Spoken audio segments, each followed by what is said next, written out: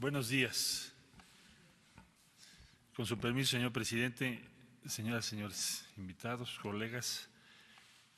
Bueno, informar respecto a los acuerdos llegados con Estados Unidos a la administración Trump, respecto al tema de la tarifa y la migración. Primero diría que en lo que lleva este gobierno, en estos meses, esta ha sido la más difícil o el momento más difícil en la relación entre México y Estados Unidos.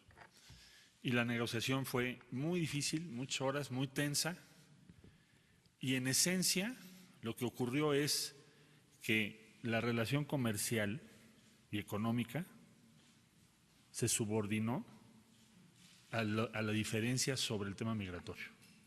Eso no había ocurrido. Un objetivo primordial de la negociación fue entonces para nosotros, para la delegación mexicana, volver a separar las dos esferas. Es decir, que la esfera comercial y la relación económica siga su camino y que la esfera migratoria siga el suyo, como estábamos hasta antes de la semana pasada. ¿Qué provocó que esto ocurriese por parte de Estados Unidos? El número de personas que están llegando allá. Es decir, en el mes de mayo, así nos recibieron en la reunión con el vicepresidente, que fue también muy dura. Dura no en el sentido que fueran groseros o otra cosa así, sino muy dura en el sentido de que el tono era casi de ultimátum. Bueno, quiten el casi. ¿Por qué? Porque nos recibieron con el reporte del mes de mayo de aprehensiones hechas en la frontera de los Estados Unidos con México. Y dieron a conocer una cifra superior a 140,000 personas. Es decir, con esa tendencia de personas que están llegando a Estados Unidos, dicen ellos, a fines de este año estarían llegando más de 1,600,000. El tema de las tarifas, yo quisiera nada más subrayarlo, porque por fortuna hoy se ha alejado ese peligro, pero el tema de las tarifas, ¿qué implica para México? ¿O por qué es tan importante tener cuidado con eso? Bueno, en primer lugar, hay que tomar en consideración que tenemos un tratado de libre comercio presentado al Senado en México y que está en el Congreso de Estados Unidos, y si se aplican tarifas unilaterales, entonces nos alejamos del modelo del Tratado de Libre Comercio. Es decir, ¿qué podría seguir en una guerra comercial? Pues que no se aprobase o no entre en vigor o deje de estar en vigor, cualquiera de las tres, un acuerdo de libre comercio con México. Y entonces todas las inversiones que tengamos previstas en México tendrían que tomar en cuenta eso. Estimamos que entrar a una guerra comercial nos va a costar a México ¿qué? ¿Cómo lo podríamos traducir para nuestra vida personal? Bueno, en primer lugar estimamos como incrementar el IVA de golpe 10%. En términos de tus condiciones de vida. Implicaría probablemente la pérdida de 1,200,000 empleos. Implicaría una caída en el Producto Interno Bruto de más de 1 punto. ¿Y esto por qué razón? Bueno, porque primero vamos a tener 5%, luego nos habían marcado el 1 de julio 10%, y entonces esto se convierte en una crisis económica para nuestro país que afecta a toda la población. Se trata de liquidar ese nombre ignominioso de guerra sucia para en cambio mostrar la historia dialéctica de México, que no es solo la historia del Estado y las constituciones, sino las luchas populares que desde Yang en la colonia, Guadalupe Victoria, el primer presidente de México que conservó su nombre guerrillero y así está registrado en la historia, y los combatientes populares que le siguieron. Esto entonces es la historia de México, esta historia dialéctica de constante relación de estos movimientos desde abajo y a la izquierda para ir construyendo la nación.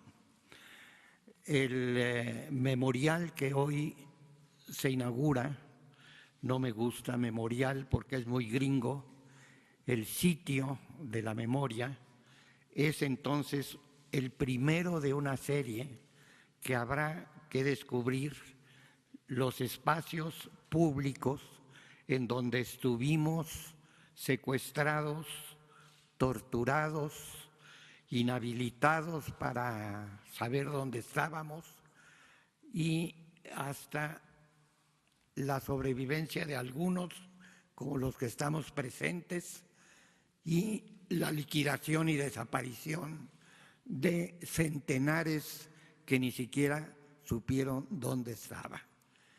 Enhorabuena entonces por ese principio de reconocimiento, resultado de la lucha de numerosas organizaciones de familiares, desde luego la primera Eureka y su huelga de hambre histórica de madres de familia frente a Catedral, las luchas de Josefina, la esposa del doctor Martínez Soriano, y las que han seguido con el Centro PRO, con el Centro Francisco de Vitoria y las numerosas organizaciones que nos manifestamos y que todo el tiempo trabajamos para conseguir que no haya más presos políticos, que aparezcan los que no son desaparecidos, sino tienen rostro, tienen nombre, y es necesario que sean presentados vivos. Y esto incluye el fin a la impunidad y el castigo a los culpables. Ni perdón ni olvido, la lucha sigue. Buenos días, soy Marta Alicia Camacho Loaiza, académica de la Universidad Autónoma de Sinaloa. Junto con mi esposo fuimos desaparecidos el 19 de agosto de 1977, después de torturas inimaginables de todo tipo. Mi esposo fue ejecutado extrajudicialmente, obviamente no nos entregaron su cuerpo ni nada. Yo fui obligada a parir en medio de golpes un hijo, 40 días después de estar detenida. De los casos de Sinaloa, mi caso, por llamarlo de alguna forma, es el que tiene más evidencias. Les he dado nombres, domicilios, en la FEMOS, que de nombre muy largo, pero de alcances nulos. Y hasta la fecha es increíble que de Sinaloa es el caso que tiene más elementos y todavía no logramos ni justicia, ni el rescate de la memoria, porque nos cerraron de nuevo los archivos del AGN, ni nada. Aquí la justicia transicional parece que está con los ojos cerrados o no existe, porque tenemos testimonios, yo les di nombres hasta los domicilios de los perpetradores y todavía no alcanzamos justicia. Esperamos que en esta ocasión sí podamos alcanzarla. Y me uno también a lo que nos comenta el maestro. Vivos se los llevaron, vivos los queremos. Justicia, ni perdón ni olvido.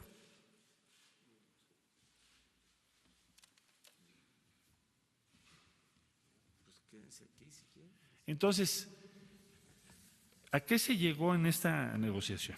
Bueno, en primer lugar, aunque ahora voy a leer en detalle los resultados. En primer lugar, se llegó a que los dos temas se separen de nuevo. Entonces, logramos que el tema migratorio esté en una mesa y el comercio y las tarifas en otra. ¿Qué se acordó y qué se logró entonces? El gobierno de los Estados Unidos llegó a la reunión donde estuvo el señor vicepresidente de los Estados Unidos diciendo que la única manera de que no hubiese tarifas hoy era que México aceptara y firmara el fin de semana un acuerdo para ser el primer país de asilo, o dicho de otro modo, ser el tercer país seguro. ¿Esto qué significa? Para no ser muy complejo, significa que las personas que quieran buscar asilo, que atraviesen por nuestro territorio, tendrán que hacerlo en México y no podrán llegar a Estados Unidos a hacerlo. Nosotros les dijimos que tenemos muchas reservas sobre eso. Yo mismo declaré llegando a Washington que a mí no me gustaría hacer ese acuerdo. Entonces, después de muy intensas negociaciones, llegamos a dos medidas, una propia y otra de ellos, y se acordó un plazo para hacer las cosas y ver quién tiene razón. La medida mexicana, ¿qué fue? Informarles algo que ya ha sido informado a la opinión pública en México, que es que la Guardia Nacional Mexicana va a cubrir todo el territorio nacional y también la frontera sur. Eso no se deriva del acuerdo con Estados Unidos. Eso ya estaba establecido. Lo quiero subrayar porque he visto comentarios en los medios de algunas personas que dicen que vamos a militarizar la frontera sur. Bueno, eso es inexacto. En primer lugar, porque es la Guardia Nacional. Y segundo lugar, porque está incluido esa presencia en esos municipios en el plan que ya se había presentado. ¿Qué es lo que se va a hacer? Pues hacer el despliegue más rápido. Bueno, eso sí, pero nada más. ¿Qué se pretende con esto en combinación con el Instituto Nacional de Migración? ¿Qué se pretende? ¿Cuál es el objetivo? También se dice se va a criminalizar a los migrantes. México nunca haría eso, y menos este gobierno. Es decir, ¿por qué alguien se quiera mover eso no lo convierte en criminal? ¿Qué es lo que se va a hacer? Se va a hacer un proceso que ya se anunció desde que entró este gobierno, que es que las personas que cruzan nuestro país en primer lugar tienen que registrarse. A ver, yo regresé de Washington, hice fila y presenté mi pasaporte y soy el canciller de México. Y si no hubiera traído mi pasaporte, a bien habría hecho la autoridad migratoria de mi país en ponerme en una sala, aunque sea el canciller de México. Y eso es para protección de todas las personas de nuestro país. Eso no es criminalizar a nadie. No podemos tener transitando por México a 600,000 personas y no sabemos cómo se llaman. Entonces, la decisión que se está tomando es, vamos a pedirles que se registren y vamos a decirles qué opciones hay. Y México no puede permitir que haya un flujo de 1,5 millones de personas sin saber cómo se llaman siquiera por su territorio. Segundo, Estados Unidos, la decisión de Estados Unidos es, miren, hoy en día estamos aplicando la 235 famosa, que también nos han criticado mucho, que por qué se está aplicando, la 235. Esa no es una decisión de México, ni es un tratado, es una resolución de Estados Unidos. Y esa ley no la hizo el gobierno del presidente Trump, la hizo un gobierno demócrata anterior. ¿Y qué dice esa ley? Persona que esté buscando o esté solicitando asilo de mi lado, ellos dicen que están saturados y que tienen miles y miles de personas. Y a juzgar por las cifras que han dado, pues sí es verdad, porque si tienen 600,000 personas cuando antes solían tener 180,000, pues puede ser que sí estén saturados. Bueno, entonces lo que dijeron es, vamos a poner en México personas que ustedes puedan admitir para que terminen su proceso de asilo. Y eso es lo que estamos haciendo. ¿Cuántos hemos recibido? Más o menos 10,000 personas, según se informó hoy en la mañana. Para aquellos que dicen que nos van a mandar cientos de miles, hay 10,000. ¿Y por qué estamos haciendo eso? Porque estamos comprometidos con que esa persona termine su proceso de asilo. ¿Por qué no los deportamos? Porque respetamos el derecho de asilo. ¿Por qué los apoyamos? Porque respetamos el derecho de asilo. Bueno, Estados Unidos nos dijo, lo voy a hacer en otros puntos. Bueno, entonces, ¿qué es lo que nosotros vamos a hacer? Pues hacer lo mismo, es decir, vamos a permitir que esas personas terminen sus procesos de asilo. Esa es la medida que Estados Unidos tomó, es la 2. Entonces, el punto 1 es de la Guardia Nacional, el punto 2 es la 235. Punto 3, lo explico porque hay tweets del presidente Trump y me dicen que sí hay acuerdos secretos paralelos o que qué más dimos, que si los granos, en fin, voy a explicarlo lo más preciso porque además la instrucción que tenemos es hacer una diplomacia transparente.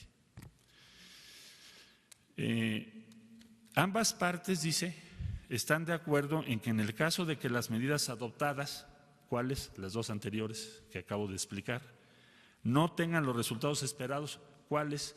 Que los números se estabilicen y vayan hacia abajo, entonces tomarán medidas adicionales. Ahora, ¿qué es lo que aceptamos nosotros? Dice, De ser necesario, México y los Estados Unidos, a fin de enfrentar los flujos migratorios irregulares y las cuestiones de asilo, continuarán sus conversaciones sobre los términos de otros posibles entendimientos. Voy a explicar. Ya les dije que en la reunión con el vicepresidente de Estados Unidos, ellos estaban insistentes en lo de tercer país seguro o primer país de asilo. Entonces les dijimos que yo creo que este fue el logro de la negociación más importante.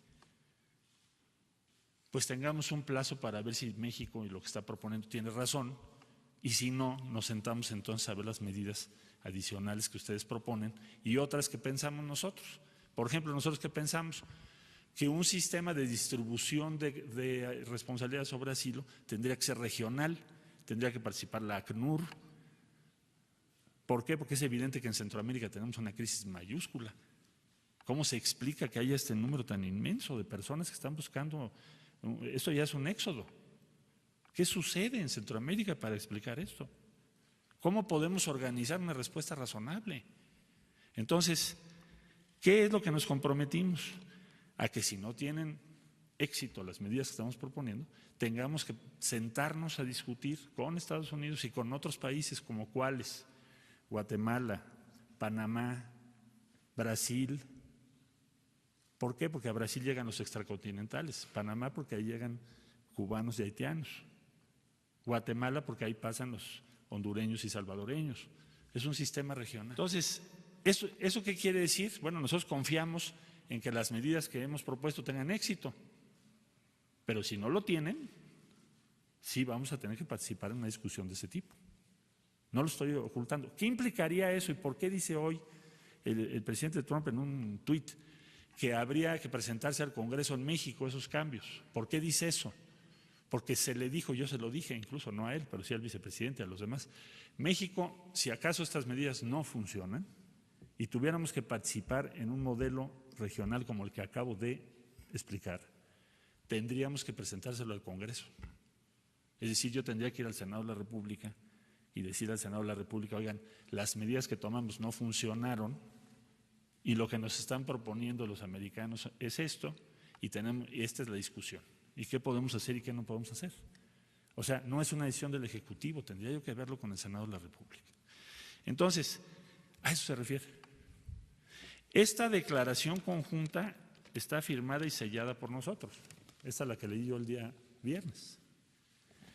Y todo lo que se derive de esto yo les voy a estar informando puntualmente. ¿Cuándo o en qué fecha se va a hacer la evaluación? Dentro de 45 días. Aquí dice: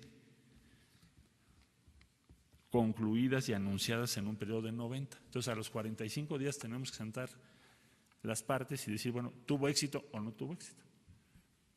Si no tuvo éxito, ¿qué vamos a discutir? Y entonces ya yo informaría en detalle qué es lo que se va a discutir si es que no tenemos éxito. Pero evidentemente nuestro propósito es tener éxito. Ahora, otra discusión de nunca acabar, pero que finalmente acabó y se asentó, fue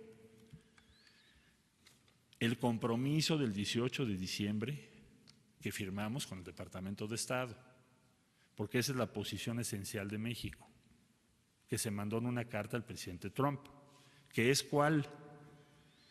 Que la única solución plausible y razonable es que hagamos un plan de desarrollo integral, mismo que ya se presentó, yo lo llevé a la Casa Blanca. Ya fuimos a Alemania, Alemania ya lo respaldó, el canciller alemán. España ya emitió un comunicado que lo respalda también. Entonces, Estados Unidos dijo: voy a invertir 5.8 billones de dólares, de los cuales se han anunciado 350 millones de dólares en un proyecto en El Salvador, en el que estuvo ya presente el actual presidente de la República de El Salvador. Ese es el primer proyecto que se deriva de esto y de las gestiones de Salvador, claro está, directamente con Estados Unidos. Entonces, lo que queremos es esto, este punto que para nosotros es obvio, pues para los Estados Unidos, si pudiera, pues lo sacaban, ¿no? Pero aquí está también acordado por ellos y es público. Entonces, ¿qué ganamos? Resumen. Primero, pues no hay tarifas hoy. No hay una amenaza de tarifas en 90 días, o en 45, o en 30. Punto 2, Migración se separa de comercio. Regresamos cada cosa a su mesa. Si se juntan las dos, para nosotros es peligroso. Punto 3. En materia migratoria, lo que estamos nosotros tratando de demostrar es que lo que nosotros proponemos es mejor que otras alternativas que existen, por supuesto. Pero tenemos que demostrarlo, tenemos que convencer, persuadir. Y debo decir que es la primera vez, cuando menos en lo que yo he visto, que las tarifas no se aplican. Porque normalmente el presidente Trump anuncia las tarifas como un instrumento de política y es muy raro que las quite. Ha habido casos, pero casi siempre las imponen y después negocias. Y aquí el peligro, ¿cuál era? Que ahorita estuviéramos con tarifas y de todas maneras tener que discutir el tema migratorio. Eso no se dio. Y finalmente, que tenemos la oportunidad de demostrar que tenemos razón. En un tiempo. No indefinido. Pero ese tiempo lo convenimos mutuamente. Ellos querían que se firmara el domingo otra cosa, totalmente diferente. Pero eso es lo que está aquí. No hay ninguna otra cosa que no sea esto que acabo yo de explicar al mayor detalle posible. Día 45 es la evaluación y si no logramos los resultados, tendríamos que participar en discusiones para un acuerdo que incluya el retorno de solicitantes de asilo bajo una perspectiva regional. Bueno, es todo un tema técnicamente, pero solo quería yo informarles que esto es exactamente en lo que estamos. Muchas gracias y desde luego en las preguntas estoy a sus órdenes. El viernes, jueves, miércoles de la semana pasada, mi horizonte de tiempo eran 2 días. Entonces, si tú me dices ganamos 45, se me hizo buenísimo, porque eran 2 días, 3. Y además el tiempo en contra, porque la tarifa del día 10 ya estaba prevista, ¿no? Bueno, pues ¿qué tengo que hacer? Pues voy a tener que hablar con las organizaciones, con los compañeros de los países centroamericanos, porque nosotros siempre hemos sido solidarios con ellos, siempre. Es más, el Plan de Desarrollo Integral de Centroamérica, México es el que lo ha presentado en todo el mundo, hasta la Casa Blanca. Entonces, ¿qué vamos a pedirle a los colegas de Centroamérica, a las organizaciones migrantes, a todas las compañeras y compañeros que tenemos, que le ayuden a México? O sea, que demostremos, si queremos un programa de desarrollo en Centroamérica vigoroso, demostremos en 45 días que sí vale la pena, que lo podemos hacer entre todos. Es lo primero que vamos a hacer. Lo segundo, me preguntas de la Guardia Nacional. Bueno, según se informa por las autoridades correspondientes, esto ya tiene una base, ya están instalados una base. Lo que se va a hacer es ampliar los números. Yo no tengo las cifras exactas, pero seguramente en el transcurso del día las podemos dar.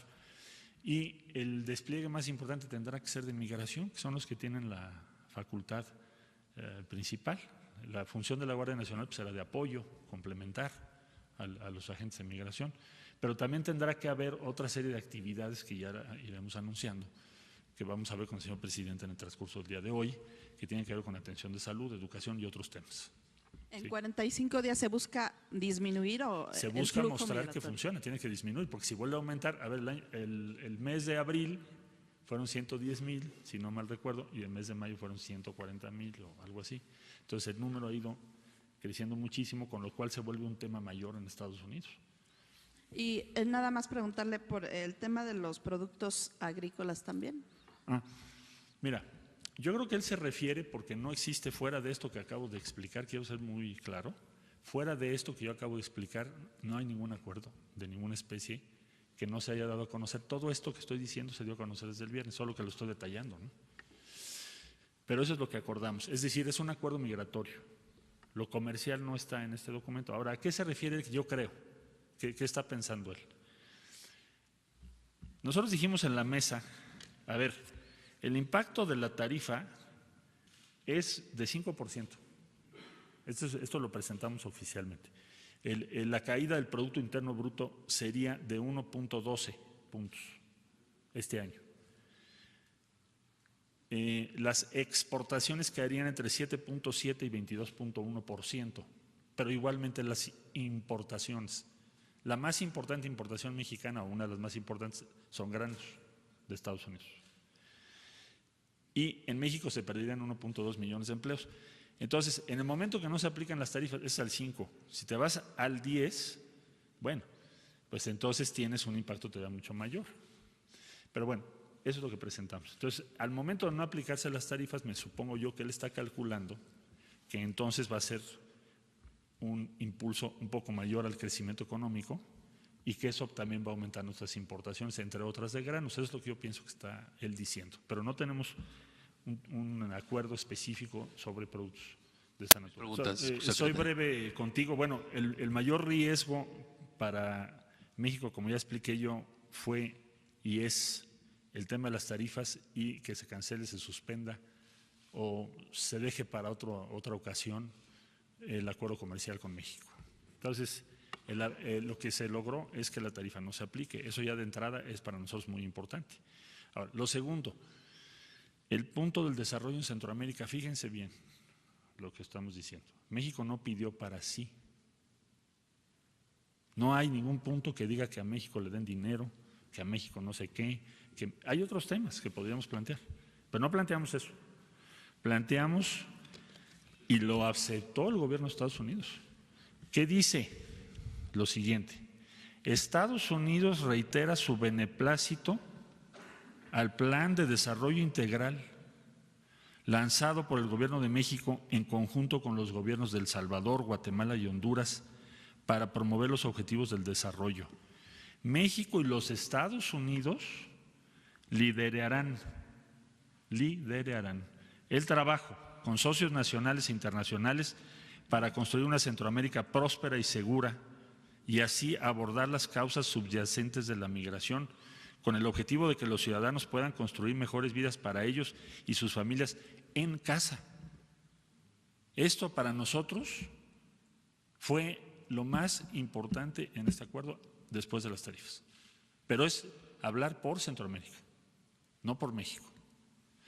¿Por qué no hablamos por México? Porque habrá otros foros, otras ocasiones y porque nos preocupan los migrantes centroamericanos. Si no nos preocuparan, pues entonces ¿para qué metemos ese artículo? Mejor hubiera yo puesto, oigan, arreglen esto, den a México dinero, hagan lo otro. No, nosotros somos leales con la gente de Centroamérica y aquí está escrito.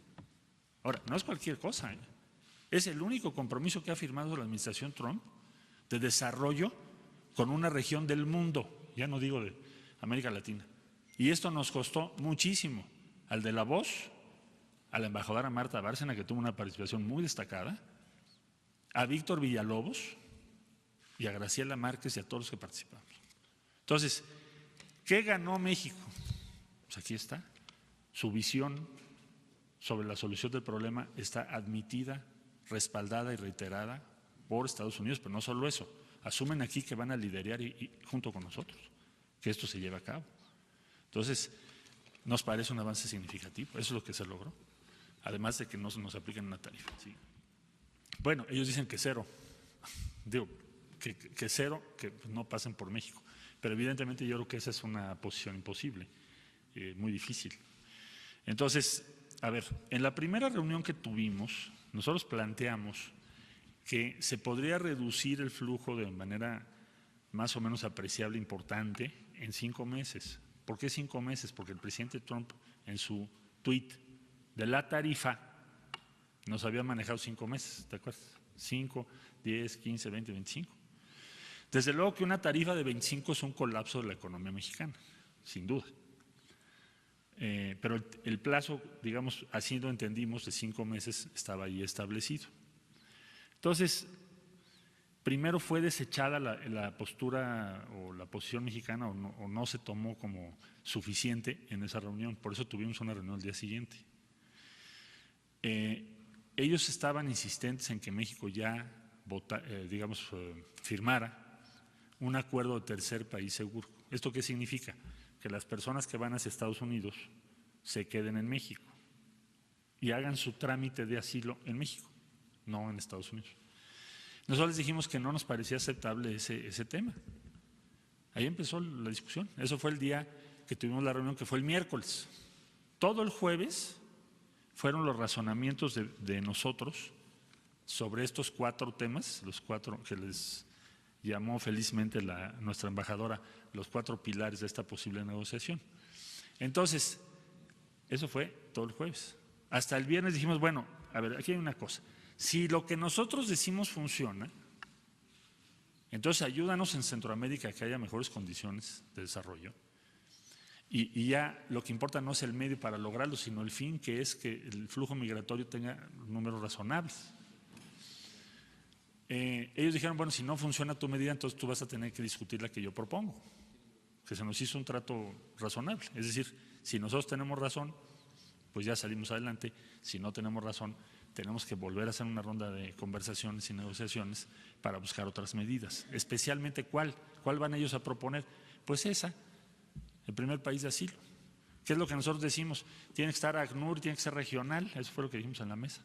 Todo esto que estoy diciendo es lo que se acordó. No hay otra cosa.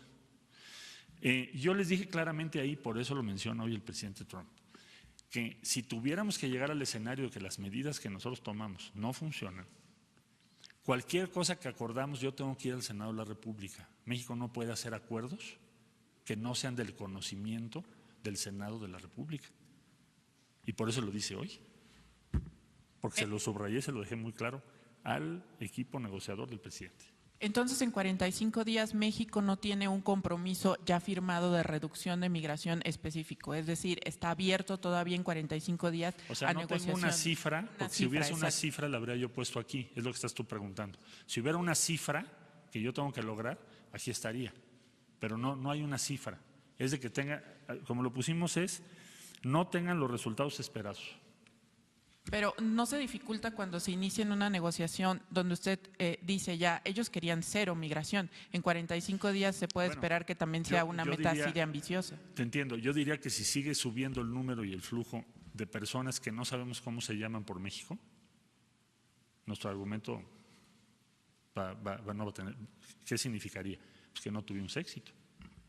Si hay una reducción en esa condición, pues entonces habremos tenido éxito. Y eso nos da un enorme elemento de negociación frente a Estados Unidos. Para no incluir, porque para ellos no creen incluir. en eso. Ellos creen, a ver, vamos a entender algo que yo me tardé un poco en comprender adecuadamente.